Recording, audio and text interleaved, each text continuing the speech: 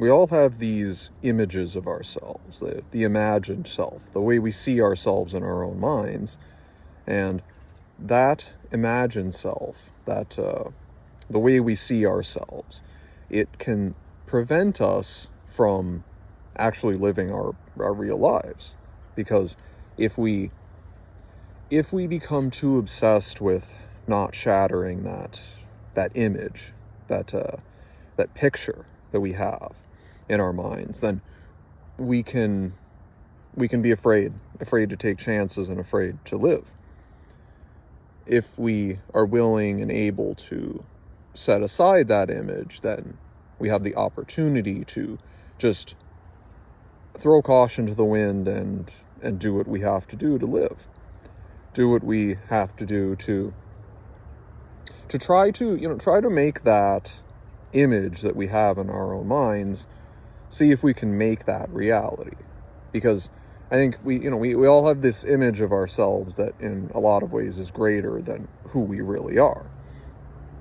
I'm sure some people that it's the opposite, and they see themselves as less than they really are. But I think most people probably have an inflated self-image, and then the fear, the implicit fear of shattering that, that imagined self, of learning for sure that we are not as good as we think we are, that can make us hesitant to take any real risks, because we're afraid of puncturing that inflated self-image.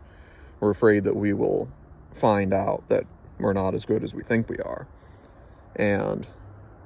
But then if we don't do it, if we just hold on to that self-image that's in our minds, and we don't try to really make ourselves better, then all we'll end up having is we'll end up just clutching to that image, that how we imagine ourselves. And then ultimately we'll be left with nothing, because it's just in our heads. It's just self-perception, and it's even less than a real reflection in a mirror, because it's just purely in our own heads, and no one else can ever even perceive it. It's just something we see alone.